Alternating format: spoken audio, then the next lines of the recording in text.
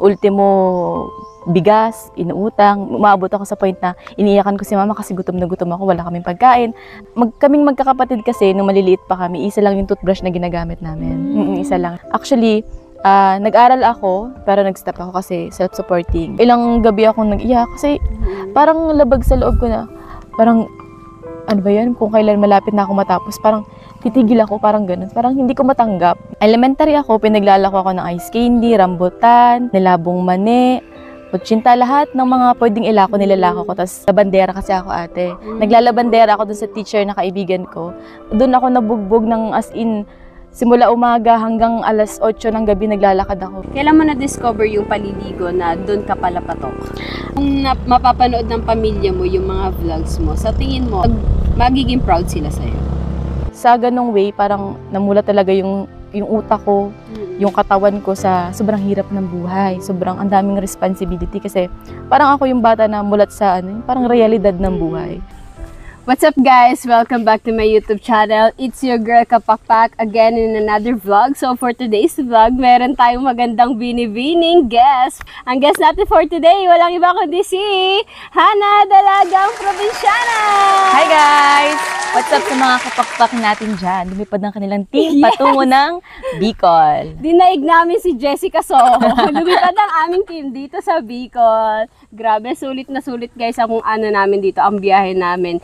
Bukod sa napakaganda ng ating pinuntahan, napakaganda din ng kanilang lugar dito, guys. Panoorin niyo sa mga vlog niya. Tsaka nag-vlog din ako kanina nung pagpunta namin. So, ayan, ready ka na ba?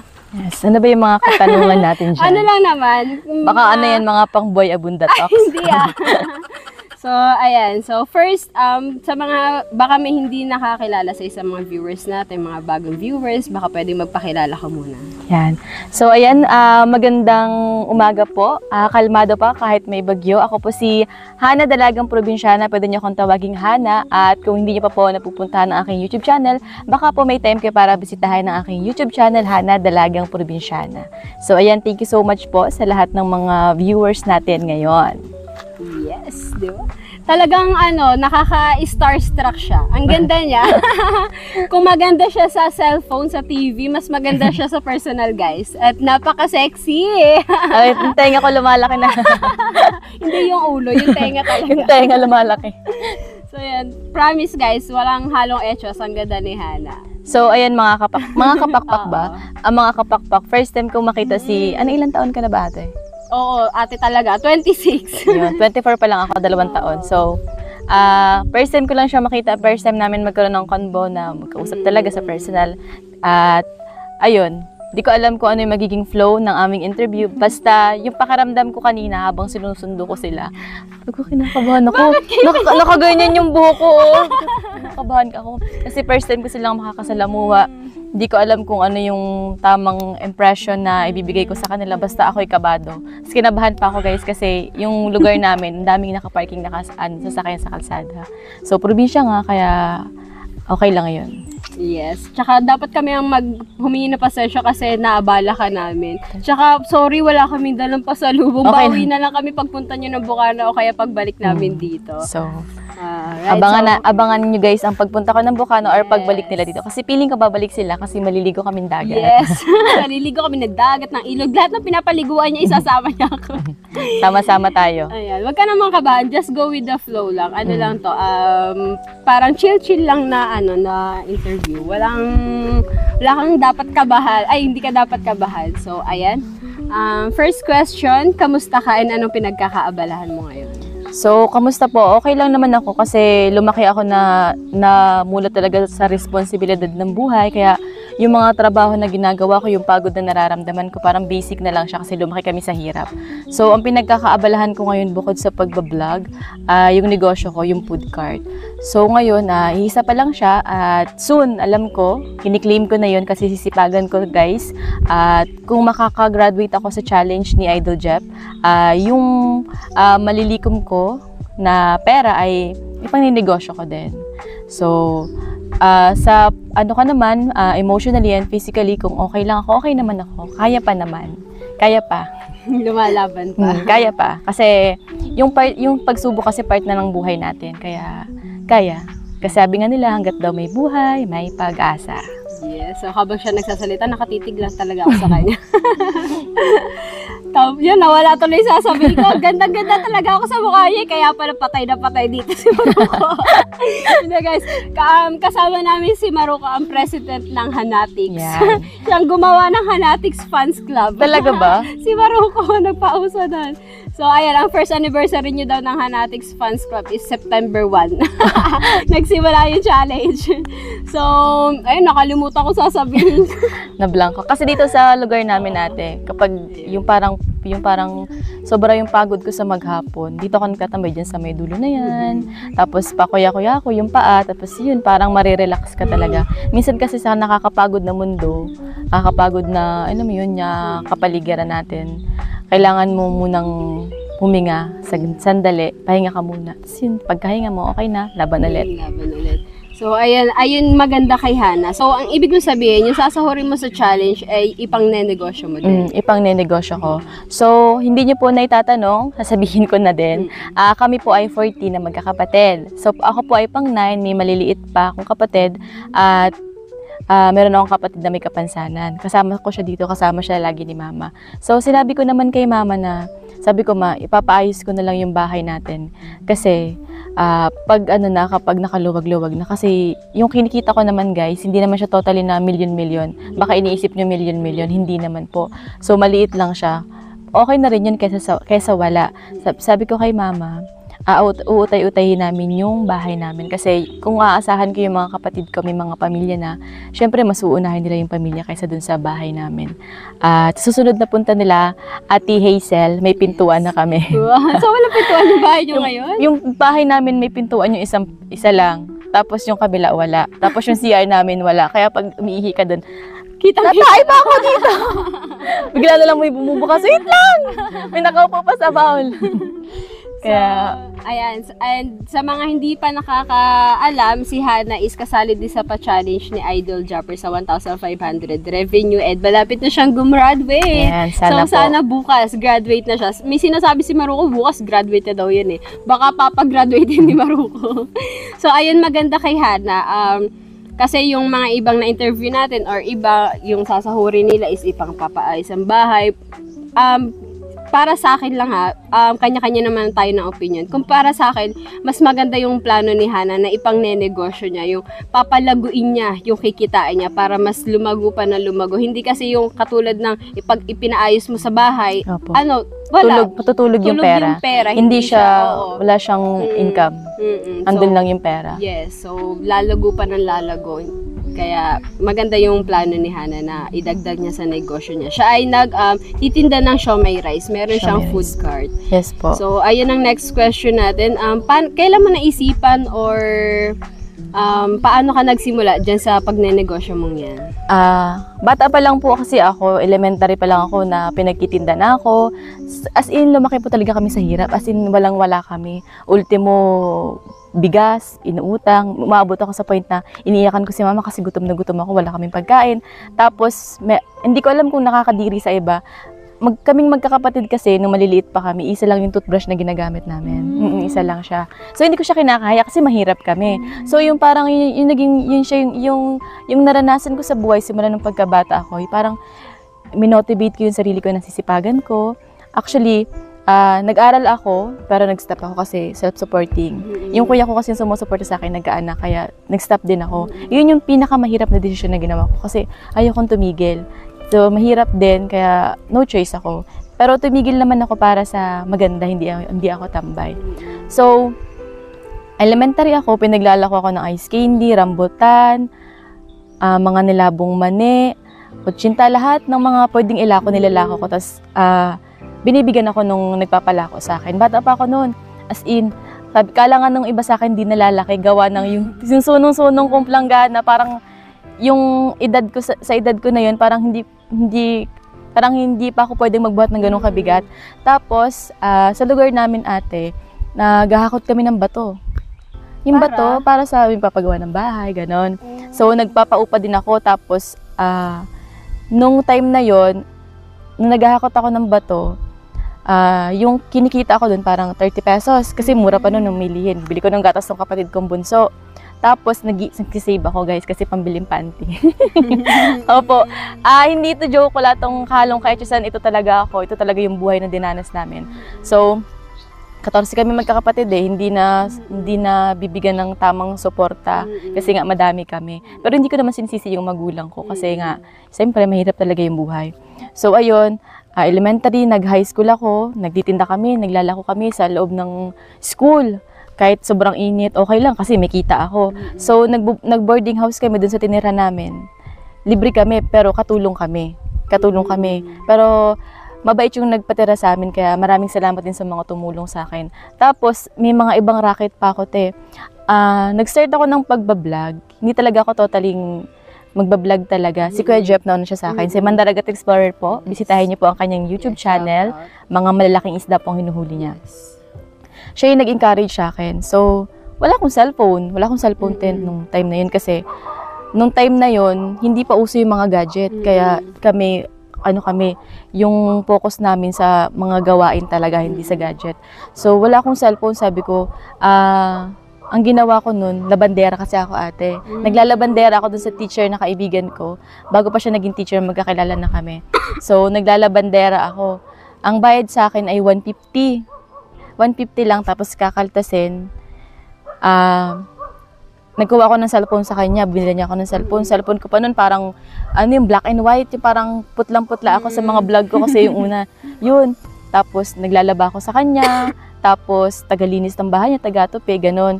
Tapos, meron pa akong isa nung, diba, ang daming kwento nito sa buhay, interesting. Tapos nung time na yon, tapos ko naman naglaba, yung asawa ng kapatid ko dun sa unahan malapit sa plaza.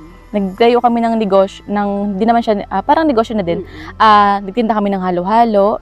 So, ang gising ko nun, guys, madaling araw, gigising ako ng alas 4 kasi maglalako ako ng almusal. Madilim-dilim pa dyan, nagbabaybay ako dyan. Kasi yung mga lumalaot sila, yung iba hindi nag-aalmusal. So, ako, tinda ko niyan. Hanggang alas 6, hanggang alas 7 nagtinda ko ng almusal. Pagdating ng gantong oras, ang titinda ko niyan, toron, pang merienda. Ang kasunod nun, mga gulay na ginataan naman, pang ulam sa tanghalian. Ang pinakalas na ginagawa ko ay lumpia. Doon ako nabugbog ng as in, simula umaga hanggang alas 8 ng gabi naglalakad ako. Dito lang din sa amin, nakakarating ako doon sa part na sinundo ko sa inyo. As in, lumpia. Tapos sabi nila, hindi ka ba nahiya? Sabi ko, hindi naman nakakaya sa ginagawa ko kasi wala akong ginagawang masama. So, yung pa lang, parang sa ganong way, parang namula talaga yung utak ko, yung katawan ko sa sobrang hirap ng buhay. Sobrang ang daming responsibility kasi parang ako yung bata na mulat sa parang realidad ng buhay. Kasi nga mahirap kami. So, yun, naisip kong mag-business. Ito, business din tong Kamkahanap na to. Hindi pa siya totally developed, pero may pumupunta na dito talaga. Kasi yung Kamkahanap, guys, is parang pag ikaw yung nag-rent, exclusive, kayo-kayo lang, walang ganun. Walang ibang kasali, kayo-kayo lang. Tapos, nag-video okay din. May video okay din ako, ate, dun sa loob. So, hindi ko naman siya pinagyayabang kasi yung iba dun ay tulong sa akin ng mga sponsor ko. Alam nyo na yun kung sino po kayo, hindi ko na po kayo i-mention. At sa pagsisikap ko na rin. Kaya siguro yung mga yung business, parang bata pa lang ako, parang sabi ko gusto kong magnegosyo. Ang gusto ko talagang mangyari, bata pa lang ako. Ang gusto ko yung parang may restaurant, gano'n. Luto-luto. Mahilig ka magluto. So gusto ko yung may restaurant, gano'n. Kaya siguro soon. Siguro yung malay ko na nga. Malay nga natin. Siguro soon, pero kung ano man yung ibigay ni Lord sa akin, tatanggapin ko yun. Kasi meron kasi mga prayer na hindi sinasagot ni Lord, pero binibigyan ka ng mas magandang blessing. Hindi mo lang napapansin kasi nakapokus ka dun sa bagay na hinihingi mo na hindi binigay, pero binaibigay na pala sa'yo, mas malaki lang. Yan. Yes.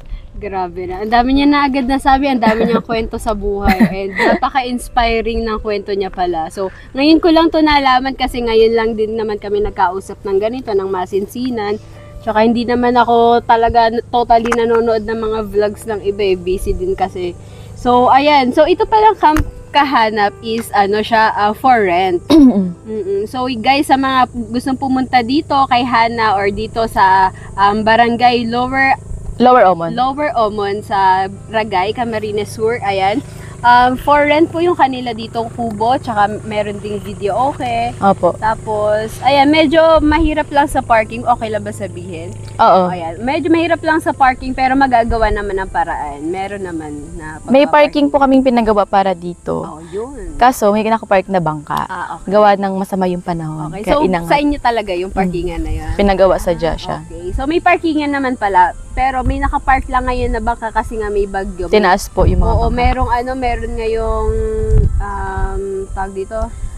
Signal number 1 Oo, kami. Meron siyang ng storm surge. May banta diba? kami ng Oo, storm yung may surge. banta Kaya ng yun din yung storm iniisip surge. ko dun sa bahay namin. So, dapat nga, kagabi pa kami pupunta, kaso nga, mahirap nga, kasi yung pagpaparkingan, delikado yung, yung sasakyan, kasi baka mag-storm surge nga, yung bagyo, baka tumaas yung tubig, kasi tabing lang talaga sila, guys. As in, tabing dagat. Tabing dagat, parang isang lakad mo lang, isang hakbang mo lang, nasa dagat ka na. So, ayan, very inspiring ng kanyang kwento. So, bata ka pa lang, mulat ka na talaga sa realidad ng buhay. Bata ka pa lang, naghahanap buhay ka na para sa sarili mo, Para sa kapatid. para sa kapatid mo, sa pamilya mo. Tapos, kapag may gusto kang bilhin, ikaw talaga yung gagawa ng paraan para mabili Ako mo. talaga. Kasi wala naman ako hihingin kahit iyakan ko yung mama ko, wala naman siya ibibigay sa akin eh. Kaya, kailangan kong pursige para sa sarili ko. Kung ano man yung bagay na meron ako, pinaghirapan ko yun. So, hindi lang maganda, madiskarte pa sa buhay. So, dapat pala ang tawag sa'yo, Hana Raketera. Grabe, napaka-raketera. Halos lahat na ng pwedeng itinda, na pwedeng ilako talaga is kanyang nilalako, itinitinda. Nagano pa ako, naglako pa ako ng mga tuyo sa ibang barangay. Naglalakad kami. Masaya siya. Tapos nagpapa-order mo, di ba, tabing dagat kami. Machat ako dyan, kasi ako yung parang lahat ko siya kinakausap. May mga professional, mga normal na tao. Basta, meron po kaming isda dito, baka gusto niyong bumili. Pre-deliver na po kami na po ang magtatatad. Ma-order sila, dadalhin ko dun sa kanila. May pasit po kami, ma-order, ganun. Pinapatungan ko na lang, pero konti lang, yung kumita lang ako. So, masaya siya sa part, siguro sa iba, nakakapagod. Yung hindi sanay sa ganitong sa trabaho, nakakapagod. Pero ako, naging inspiration ko siya para mas maging masipag. Yes. Minsan, tamad din ako. Meron din akong panahon na tamad, parang lugmok na lugmok sa buhay ko. Parang walang nangyayari, parang walang naging resulta lahat ng ginagawa ko. May ganun din akong panahon. Pero, yun ay ipapahinga lang. Yes, Kasi pahinga lang tapos laban ulit nga.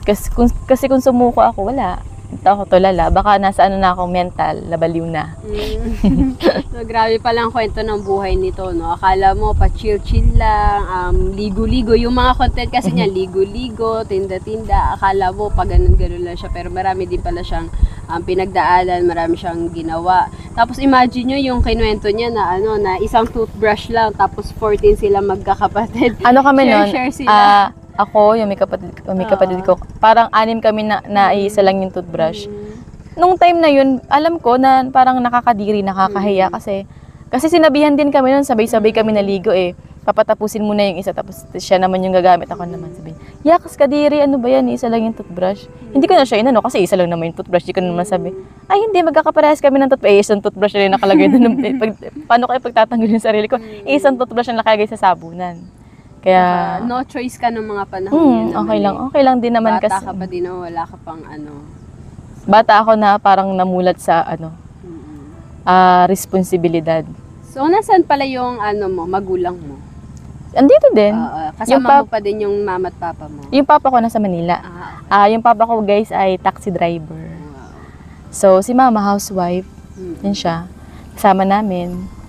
Mahihain din yun si mama eh. Ayaw niya. So, na-meet natin kanina yung mama niya tsaka yung isa niyang kapatid na. Mahihain din si mama. Doon siguro ako nagmana ng...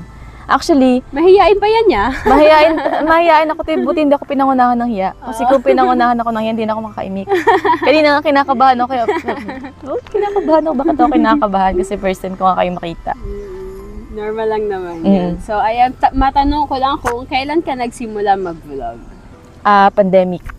Tarang 2020. Kailan ba nag-start ng pandemic? 2020. 2021 ata. Okay. Parang 3 years ago, nag-vlog na ako. 2021 siya nagsimula mag-vlog. Tapos ang inspirasyon mo sa pag-vlog? Yung nararanasan ko sa buhay, yung pamilya ko din. Alam mo yung yung hindi naman sa pag-aano sa pamilya ko. Nung nag-start ako mag-vlog, wala akong suporta. Walang, ganun naman siguro, kahit siguro na ikaw may siguro. mga ibang na-interview din ako na hindi sila sinisuporta na mismong pamilya nila. Pero hindi ko naman masisisi yung magulang ko kasi wala naman silang alam doon sa ginagawa ko. So ako yun, dapat ako yung mismo sa sarili ko na papaintindi ko sa kanila kung ano yung ginagawa ko, ganito, ganyan. Kasi kung sila din naman, hindi nila may intindihan yun. Kasi ano bang alam nila? Yung mama ko, hindi naman siya nakapagtapos ng high school kaya hindi ko rin masisisi.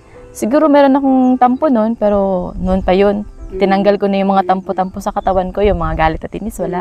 Kasi wala siyang magandang epekto sa atin. Kung may meron kang nararamdaman na galit sa kapwa mo, bitawan mo na kasi magiging burden mo pa yan paglipas ng panahon. Ikaw din mahihirapan, kaya pautay-utay mo siyang i-let go. Yes. So, nabanggit mo kanina na tumigil ka sa pag-aaral. Ano ka na ba? Third year college. Oh, third year college ka na. Third year college ako noon, tapos nag-pandemic kasi noon, tapos sabi ko, tapos nag-online class, di okay pa kasi online lang naman. Sobrang hirap ng internet, tapos sobrang hirap pa nun mag-vlog ate. Hirap din ng signal minsan dito. Tapos, di nag-face-to-face na. Sabi ko, paano ako makakapag-vlog? Pumapasok ako hanggang alas 10 ng gabi yung schedule. Tapos, paano yun? Di naman ako pwedeng humingi ng tulong sa kuya ko kasi nga may anak na siya. Tapos si Kuya Jeff naman, hindi rin niya ako matutulungan kasi may anak din siya, si Mandaragat. So, as in, ang hirap nung parang ilang gabi ako nag-iyak kasi parang labag sa loob ko na, parang, ano ba yan, kung kailan malapit na ako matapos, parang titigil ako, parang ganun. Parang hindi ko matanggap na yung part na yun na, yung parang titigil. Mahirap siya sa part ko kasi never naman akong tumigil ng pag-aaral kahit sobrang hirap namin. So, yun yung, kasi, ang reason din nun, yung kapatid kong bunso, tutulungan ko din. So, pag hindi ako nag-vlog, wala akong papaaral sa sarili ko, wala akong itulong sa pamilya ko. Kaya, nag-decide ako. Pero yung ko naman nun, ang dami, parang isang buwan nata ako nung parang, ano ba yan, dapat nagtuloy na lang ako kahit mahirap. Hindi talaga kaya. Yung iba, gusto nila, sabi nila, magtuloy daw ako. Pinuntahan ako dito ng teacher ko, nung college, ng professor ko. Sabi niya, sabi sa akin, Hana, tapusin mo na. Dapat graduate na ako last year pa. Yung ipagpatuloy mo kasi sayang naman. Kasi yung vlogging na yan, hindi naman yan hapang-habang buhay, ganun. Kasi ganun kasing utak ng ibang tao. So, ang akin naman, wala naman ako magagawa kasi hindi ko kaya supportahan yung sarili ko. Yung magulang ko, si mama. Ang trabaho ni mama, housewife. Yung papa ko, taxi driver. Minsan wala pang minsan ako pa yung nagbibigay doon. So, mahirap. Mahirap kung sa mahirap. Mahirap talaga guys yung buhay. Mahirap yung reality ng buhay. Lalo na yung mga tumigil para tumulong sa pamilya. Nararamdaman ko yung pakiramdam nila. Pero no choice kasi kailangan mo talagang mag-sacrifice. Kasi sa mundo na to, hindi ka nag-iisa. Kailangan mong isakripisyo yung pansarili mong kapakanan para sa iba. Para sa pamilya ko. So, yun, utay-utay, tinanggap ko na lang din. Kasi hindi naman ako yung tambay. Siguro kung ako'y tambay na tumigil tapos tumambay lang, walang ginawa sa buhay. Baka nakakapagsisi pa yun, baka mas nakakainis pang pakinggan. Bakit ka tumigil lang pala? Wala, para maging tambay. Hindi naman. Kasi nagtrabaho naman ako. Actually, meron pa akong isang trabaho bukod sa pagbablog. Parang, sideline. Mga ganun. May isa pa akong ganun. So, ayun. Okay naman kasi okay naman ako kahit nag-stop ako ng pag-aaral. So, mas pinili mong mag-vlog kaysa ipagpatuloy yung pag-aaral kasi doon ka kumikita, doon mas nakakatulong sa inyo yung pag-vlog nung panahong yun, lalo't pandemic. So, yan, if ever man nabibigyan ka ng chance, gusto mong bumalik sa pag-aaral? Hindi ko alam. Hindi ko siya masasagot ng oo, hindi ko rin siya masagot ng hindi. Parang 50-50. Kasi yung course na kinuha ko, marketing management, business sa business talaga. Ang gusto ko talagang course, tourism. Yun talaga yung gusto kong course. Yung sabi sa akin ni mama nung pagka-graduate ko ng senior high, huwag na ako mag-aaral kasi nga, hindi naman talaga nila ako kayang paaralin. Alam ko naman sa sarili ko yun, kahit masama loob ko, yun talaga yung reality ng buhay, mahirap kami. Kaya walang pang sustento. So, ang ginawa ko nun, nag-apply, nag-enroll ako, nag-exam ako, hindi nila alam. Tapos yung nakapasa ako dyan sa PUP. Parang sobrang hirap dyan makapasa. Ewan ko ba kung bakit ang hirap dyan makapasa. Kasi kami, 600 kaming nag-enroll, parang 300 kaming nakapasok. Tapos yung course ko pa, parang yung parang punuan na yung gusto kong course. So, dapat kasi ako sa HRM. Bumagsak ako ng MM sa marketing management kasi yung course na gusto ko punuan na. Kasi ang tagal kong malaman, napasado ako, gawa ng yung minsan kasi mga kahanap, tanga ako. Minsan bobo. Kasi yung type ng pangalan ko, dapat caps lock, ang ginagawa ko maliliit. So hindi ko makita, sabi ko, bagsak ako. Tapos yung mga kaklasmate ko, nag-private sila. So ako lang nahiwalay dun sa circle namin. Tapos yun, tinype ko, pasado ako. Tapos ang nagbigay sa akin nun ng unang allowance, yan si Kajep, si Mandaragat. Nagniya ako ng unang allowance. So, ayun, if ever naman na siguro merong 50% oo, 50% hindi kasi may negosyo ako eh. Hindi ko naman pinagmamalaki yung negosyo ko pero hindi pa naman siya totaling malaki pero may negosyo ako na parang ito pinaggaling to sa hirap at pagod kaya kailangan nating talaga mahalin. Okay naman yung kita sa pagtitinda mo na yun? Okay naman, teka, sa sobrang pagod. Yun. Sobrang pagod as in mapagod ang traditional business gawa ng alas 3 pa lang. Actually, magkasosyo kami ni Kajep. Sosyo kami dalawa. Alas 3 pa lang, gising na, nag-aasikaso na kasi kailangan maagap. Lalo na paglinggo. Parang alas 3 pa lang andun ka na. Alas 3 sa madaling araw? Andun ka na sa pwesto kasi agawan dun pag Sunday. Tapos susunod na lang yung cart, ganun. Pero masaya na nakakapagod. Minsan parang gusto mo nang sumuko, parang gusto mo na lang munang parang kalimutan lahat ng iniisip mo. Kasi minsan parang crowded na yung isip mo eh. Tapos pagod na pagod ka pa physically. Kaya nakakapagod minsan pero yun talaga. That's reality of life. Yes. Kasi pag pumasok din siya, parang mawawalan siya ng oras sa pagba-vlog. So sayang din yung kita. Tsaka pag pumasok ako, hindi ako makakapag-vlog. Parang din akong pang-support sa sarili ko. Kaya nag-isip talaga ako. So yan. Madugong pag-iisip talaga kung ano mas pipiliin mo, pagba-vlog ba o yung kung gusto mo mag-aral. So ang mas pinili niya pagba-vlog kasi mas dun siya kumikita sa ngayon. So ayan, habang maganda pa yung views, habang maganda pa yung kitaan, sulitin nga natin. So ayan, kung okay lang, matanong, magkano na ba ang pinakamalaki mong sinahod sa YouTube?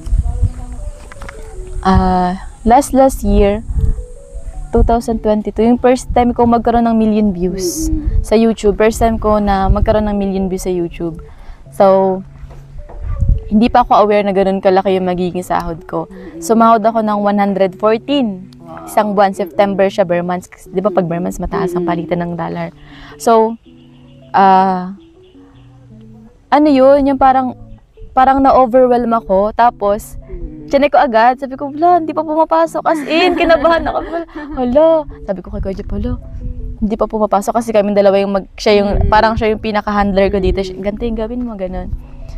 Tapos, sabi ko, wala, hindi pa pumapasok. 3 check kami sa dyan sa GRS, meron yung parang, maliit lang siya, yung parang sa Jollibee, ganun, check ka.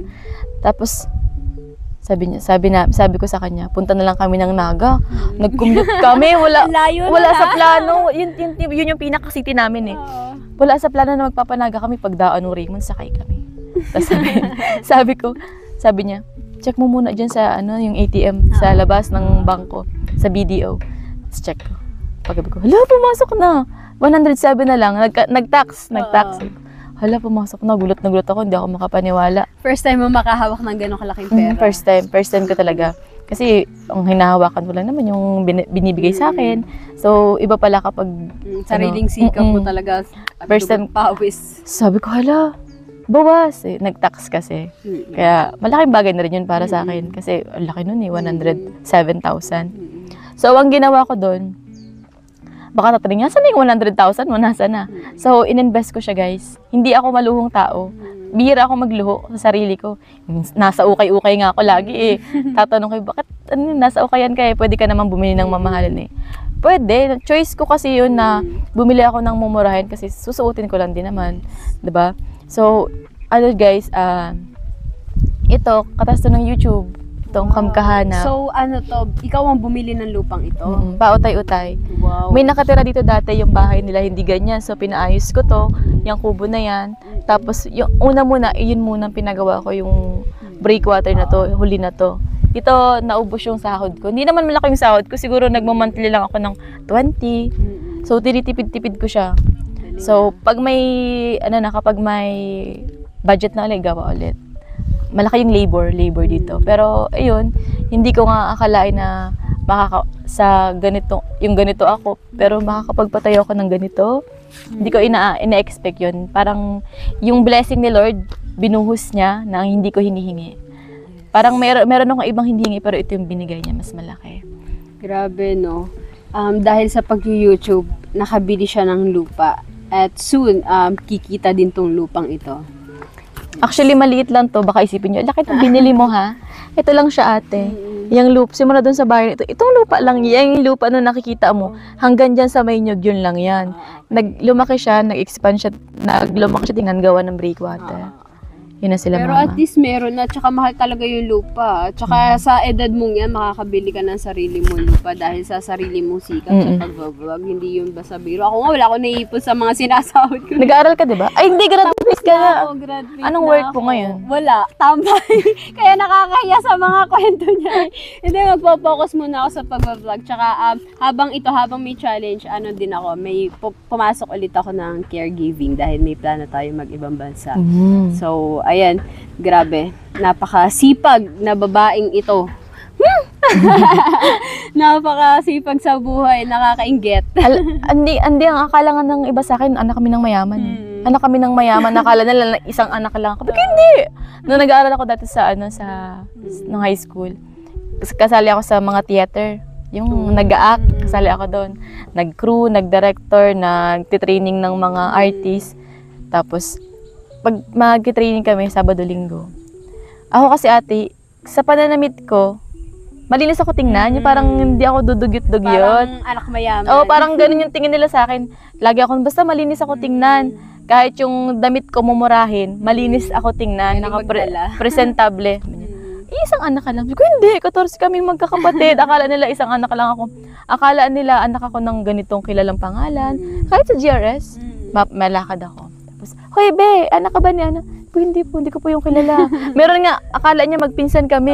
Nag-uusap-usap kami, sabi niya, si ano ka ba? Anak ka ba ng mga ano? Ay, hindi po. Iba po ang apelyido ko. Akala ko magpinsan tayo. Kwentuhan kami. Tapos, hindi ka pala magpinsan. Pinagkakamalan ako. Ang dami. Manalo, anak ng Balog. Basta, anak ng Sena. Kung sino-sino yung mga sikat na mga pangalan dito sa amin na parang may mga kaya-kaya. So, kami po ay normal na tao lang. Mukha lang talaga siyang mayaman. Wala po kaming hasyenda. Kaya, ayun. Magkakaroon pa lang.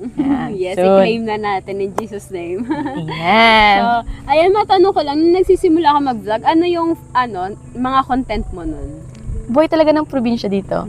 Late ko na lang na, yung paliligo. Late lang siya. Parang, hindi siya pumasok sa isip ko na maliligo ako tapos magmi-million views. Wala akong idea na ganun. So, masama ako dyan sa maliliit na bangka, ganitong oras, ganito kainit, mas mainit pa dito. Naandyan ako sa gitna ng karagatan. Kasama ako dyan, nanguhuli.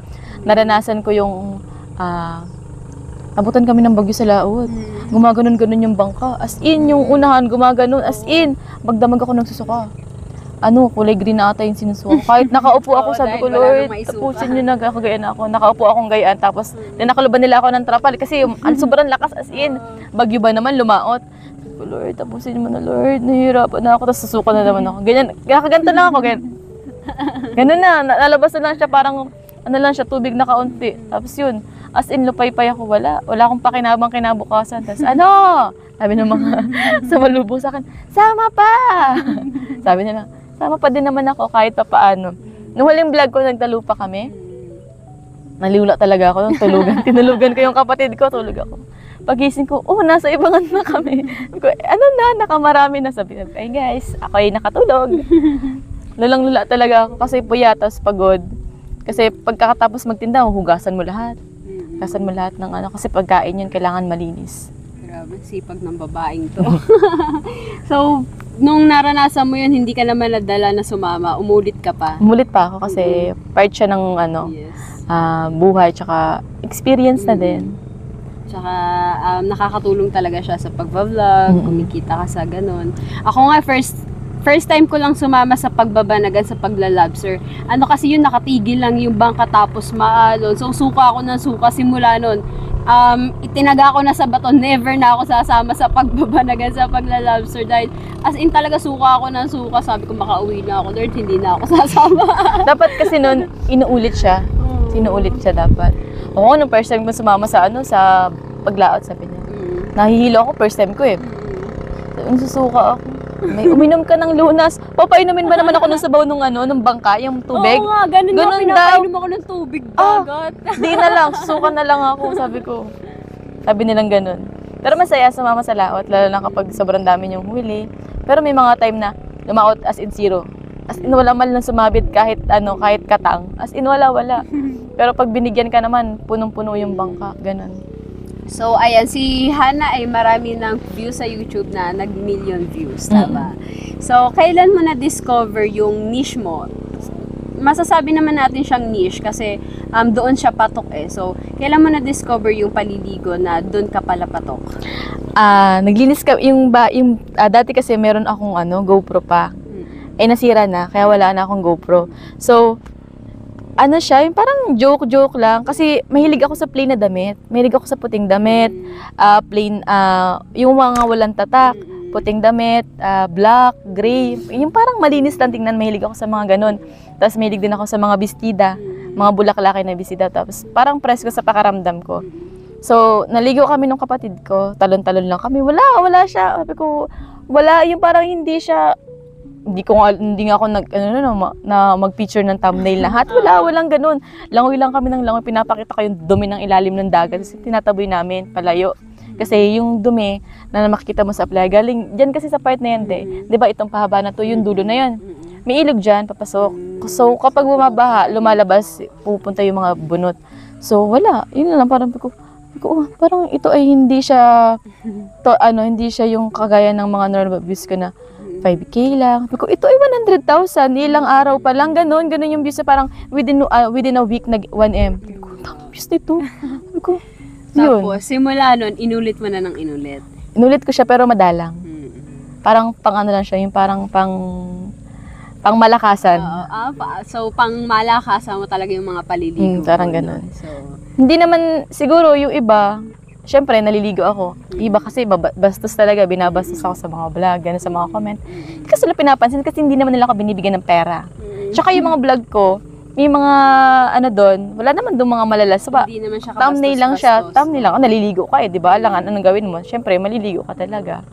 So, doon lang yung siguro sa mga makikitid na utak, yung mga ganong comment.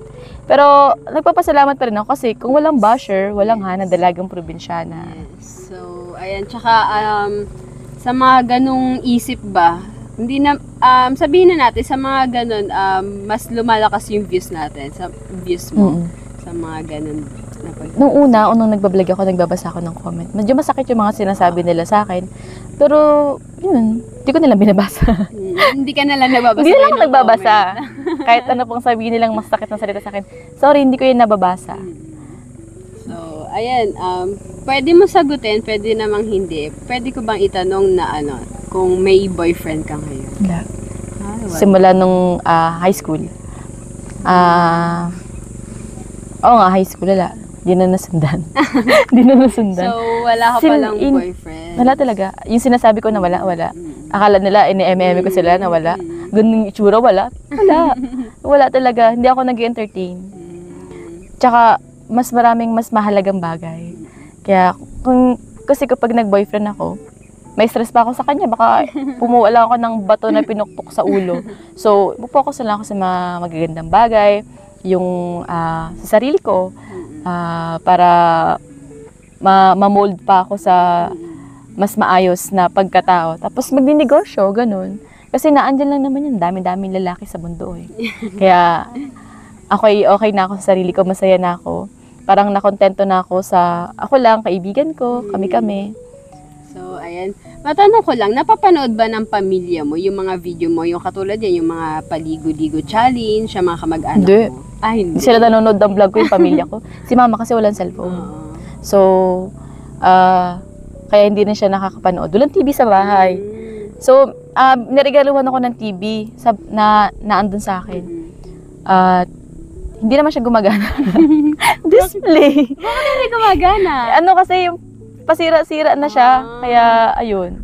Okay na rin yun para So, imbis na manood ng TV, magtrabaho na lang. yes. Pero sinabi ko naman kay mama, naiintindihan naman ni mama.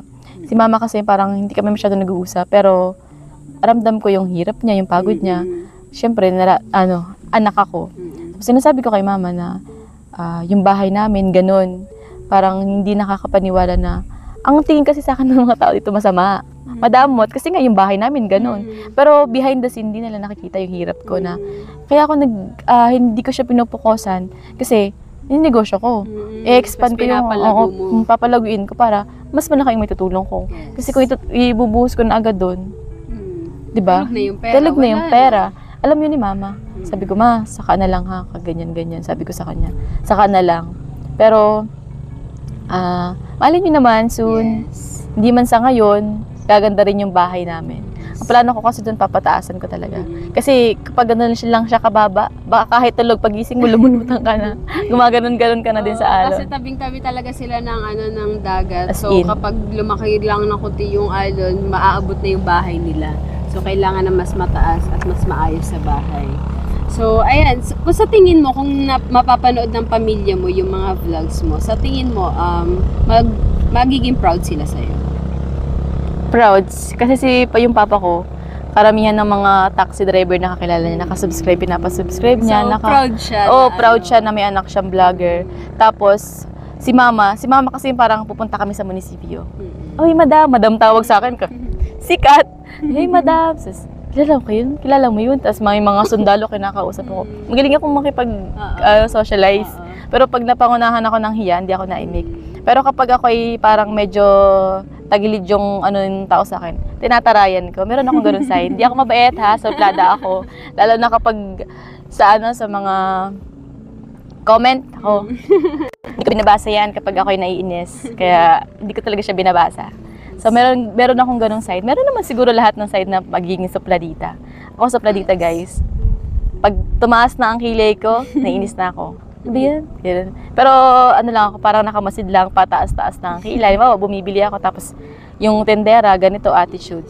Nataas lang ang kilay ko, pero hindi ko siya ginagalitan. Siyempre, kailangan mo intindihin yung pagod ng iba. Kaya, kung ano yung reaction ng naiinis ka, sa'yo na lang. Sa'yo na lang, kasi hindi mo naman alam kung ano yung pinagdadaanan nila. Kaya, dapat wag kayong judgmental. Diba? So, ayan, nasagot na naman lahat ng katanungan ko sa isip ko, sa sarili ko, and ayan, mas nakilala ko siya dahil sa kanyang mga kwento. Sabi mo nga si Kuya Jeff Mandaragat ang tumulong sa iyo sa pagbablog. Meron ka bang mensahe sa kanya? Na hindi mo kayang sabihin sa kanya ng harapan. Kaya naman, siguro yung pagtulong niya sa akin. As in, yung stricto siya. Pero siya naman ay mabait, matulungin. Hindi lang sa akin, kahit dito. Mabilis yung puso niya. Parang, ito, kahit ginawan siya ng masama, ganun. Tulungan niya pa rin kasi kailangan tumulong. So, siguro, maraming salamat kasi dinala niya ako sa mundo ng YouTube. At kundi dahil sa kanya, wala namang Hana Dalagang Probinsyana. Walang Hana na nai-interview si Kapakpak ngayon, kundi dahil sa kanya. At siya rin talaga yung tumulong sa akin. Pag-edit, paggawa ng thumbnail, siya talaga lahat. So, kaya maraming salamat.